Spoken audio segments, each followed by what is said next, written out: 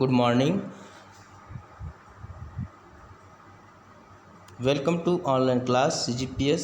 तो बच्चों आज जो है हम प्रश्न उत्तर अर्थशास्त्र का सेकेंड भाग का उसको भेजने जा रहे हैं। आपको ध्यान सुनेंगे। इसमें बच्चों पहला देखिए, सामान्य तथा विशिष्ट पर्यावरण में अंतर स्पष्ट कीजिए। उससे पहले मैंने आपको पढ़ा चुका था। इसमें जो है आज जो है यहीं से आगे बढ़ेंगे। पहला सामान्य पर्यावरण और विशिष्ट पर्यावरण। तो पहला हम देखेंगे सामान्य पर्यावरण वह है जो फर्म को अप्रत्यक्ष रूप से प्रभावित होता है, और विशिष्ट पर्यावरण में विशिष्ट पर्यावरण उस पर्यावरण को कहते हैं जो फर्म को अप्रत्यक्ष रूप से प्रभावित करता है। ठीक है बच्चों। इसमें दूसरा देखते हैं, इसमें सामान्य शक्तियाँ सम्मिलित होती हैं, इसमें विशिष्ट शक्तियाँ सम्मिलित होते हैं। तीसरा इसके घटक है सामाजिक पर्यावरण, राजनीतिक पर्यावरण, कानूनी पर्यावरण, और इसमें जो है तीसरा में दिया है इसके घटक है ग्राहक, जनता, पूर्तिकर्ता, विपणन, मध्यस्थ आदि ये शामिल होते हैं। तो इस प्रकार सामान्य और विशिष्ट पर्यावरण के अंतर्गत दो अंतर आपको दिए गए।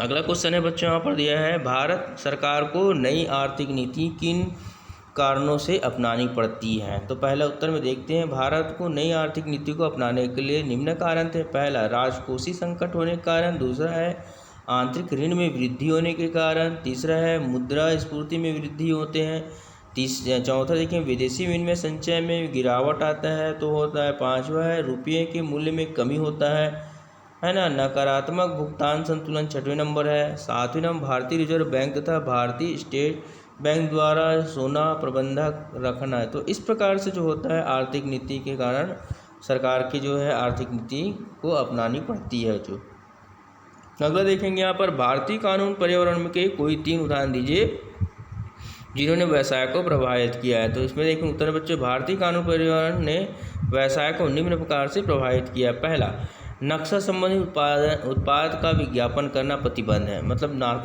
नशा संबंधी उत्पाद का विज्ञापन करना प्रतिबंध है, मतलब नशा से हमको कोई विज्ञापन नहीं करना है। दूसरा है उद्योगों की लाइसेंस मुक्त की नीति। तीसरा है तंबाकू उत्पादकों पर वैधानिक चेतावनी होना आवश्यक है, मतलब वहाँ पर लिखा रहता है, आप देखेंगे सभी लोग, है ना। अगला देखेंगे बच्चों यहाँ पर, राजनीतिक पर्यावरण के कुछ पहलू बताइए। तो यहाँ पर बताया राजनीतिकरण के जो है पर्यावरण के पहलू। पहला है वातावरण जो है वर्तमान राजनीतिक प्रणाली पहला होता है, दूसरा देश का संविधान, तीसरा है राजनीतिक नेताओं का ब्यौरा, चौथा है व्यवसाय में सरकारी हस्तक्षेप, पांचवा देश की विदेशी नीति होती है, छठवां राजनीतिक दल, सातवां है राजनीतिक संस्थाएं जैसे सरकार तथा संबंधित एजेंसियां होती है। इसके अंतर्गत जो है राजनीतिक पर्यावरण के कुछ पहलू बताया गया। अगला देखते हैं बच्चों यहाँ पर जो बताया गया है आपका, उदारीकरण से क्या तात्पर्य है, उदारीकरण अंतर्गत कौन कौन से उपाय किए गए हैं तथा इनका व्यवसाय एवं उद्योग पर क्या प्रभाव पड़ा। तो उदारीकरण का अर्थ है सरकार द्वारा लगाए गए प्रत्यक्ष भौतिक नियंत्रणों से अर्थव्यवस्था की समुचित व्यवस्था की मुक्त। सरकार ने सन 1991 से पूर्व अर्थव्यवस्था पर कई प्रकार के नियंत्रण लगाए थे। सरकार ने अनुबंध किया कि इन नियंत्रणों के फलस्वरूप व्यवस्था में कई कमियां उत्पन्न हो रही है, जिससे उद्यमियों द्वारा नए उद्योग स्थापित करने की प्रवृत्ति पर बुरा प्रभाव पड़ रहा है। तो इन नियंत्रणों के फलस्वरूप भ्रष्टाचार, लेट लतीफ तथा अकुशल में वृद्धि हो रही है। आर्थिक जो सुधारों के माध्यम से अर्थव्यवस्था पर लगाए गए प्रतिबंध को कम करने का प्रयास किया गया है। ठीक है बच्चों। अगला देखते हैं, इसी में बताया गया उदारीकरण के उपाय तथा व्यवसाय उद्योग पर प्रभाव। सबसे पहले इसमें देखेंगे आर्थिक सुधारों के अंतर्गत अर्थव्यवस्था के उदारीकरण के लिए किए गए उपाय तथा व्यवसाय उद्योग पर उसका प्रभाव किस प्रकार पड़ता है। तो यहाँ पर देखेंगे लाइसेंस तथा पंजीकरण की समाप्ति कर देते हैं। यहाँ पर नई औद्योगिक नीति की एक मुख्य विशेषता जो है नियंत्रित अर्थव्यवस्था के स्थान पर उदारता की नीति अपनाई गई है। जो है नई आर्थिक नीति के निजी क्षेत्र को काफ़ी सीमा तक लाइसेंस व अन्य प्रतिबंधों से मुक्त कर दिया है। दूसरा है एकाधिकार कानून से छूट। एकाधिकार व प्रतिबंधात्मक व्यापार अधिनियम के अनुसार जिन कंपनियों की संपत्ति 100 करोड़ रुपये से अधिक थी, उन पर जो प्रतिबंध थे उनको भी समाप्त कर दिया गया है। अगला है लघु उद्योग की निवेश सीमा वृद्धि। तो लघु उद्योग की निवेश सीमा को बढ़ाकर 1 करोड़ कर दिया, आपको बताया था प्रश्न में, है ना, ताकि वह अपना आधुनिकीकरण कर सके। टेक्नोलॉजी आयात की छूट, मतलब नई आर्थिक नीति में आधुनिकीकरण को प्रोत्साहन करने के लिए उच्च तकनीकी के प्रयोग पर बल दिया गया। इस नीति का उद्देश्य उदीयमान उद्योगों अर्थात कंप्यूटर द्वारा इलेक्ट्रॉनिक्स को विकसित करना होता है। तो इस प्रकार जो बताया बच्चों यहाँ पर जो है आपका सर उदारीकरण के अंतर्गत में किस प्रकार करना होता है। अगला देखेंगे बच्चों यहाँ पर जो है आपका आजकल के व्यावसायिक पर्यावरण में एक व्यावसायिक ऐसे अपना अस्तित्व बनाए रख सकता है। तो उत्तर में देखेंगे बच्चों जो है आज वर्तमान व्यवसाय में किस प्रकार व्यवसाय अपना अस्तित्व बनाए रख सकता है। तो यहाँ पर देखेंगे पहला नंबर देखो ग्राहक की आवश्यकताओं के अनुरूप उत्पादन तैयार करना, मतलब जो आवश्यकता ग्राहक उनके अनुसार होना चाहिए। दूसरा कर्मचारियों को उचित परिश्रम देकर उनको संतुष्टि करना चाहिए, देखो परिश्रम से ही उनको क्या है कार्य बढ़ता है उसका। तीसरा है प्रशिक्षित व अनुभवी कर्मचारी की नियुक्ति करें, मतलब जो अच्छा अनुभव और शिक्षित हो। चौथा जो उत्पाद से इस प्रकार तैयार करना चाहिए कि ग्राहक के मन में उसकी अच्छी छवि बने रहे, मतलब व्यवहार भी उनके साथ मेन होता है। तो प्रतियोगिताओं को ध्यान में रखते हुए अपनी तकनीकी अपनाना या बनाना चाहिए। ठीक है बच्चों, इस प्रकार हुआ। अगला देखिए महत्वपूर्ण प्रश्न उत्तर जो है लघुत्तरी के अंतर्गत दिया गया है आपका। तो उन्नत तकनीकी में किन किन बातों पर जोर दिया जाता है। तो उन्नत तकनीकी में निम्न बातों पर जोर दिया जाता है। पहला वैज्ञानिक शोध, नया खोज का, नववर्तन, आविष्कार, सुधार, नववर्तन का प्रयास। इस प्रकार अपन कर सकते हैं उन्नति के लिए। सन 1991 के पश्चात भारत के आर्थिक परिवेश में जो परिवर्तन हुए उनके नाम बताइए। तो सन 1991 के पश्चात भारत के आर्थिक परिवेश में जो परिवर्तन हुए उनके नाम निम्न है। पहला आधुनिकीकरण, दूसरा है निजीकरण, वैश्वीकरण और उदारीकरण। ये चार प्रकार से यहाँ पर बताया गया। अब देखते हैं बच्चों यहाँ पर लघु उत्तरी प्रश्न के अंतर्गत भारत में नई आर्थिक नीति को अपनाए जाने के क्या कारण थे। तो उत्तर में देखेंगे भारत में नई आर्थिक नीति को अपनाए जाने के निम्न कारण थे। पहला विदेशी विनिमय की कमी, उच्च सरकारी घाटा, बढ़ती हुई कीमतें। चौथा आंतरिक ऋण में वृद्धि, विदेशी व्यापार में गिरावट। अगला देखते हैं बच्चे यहाँ पर प्रश्न 1956 की औद्योगिक नीति में उद्योग का वर्गीकरण किस प्रकार किया था।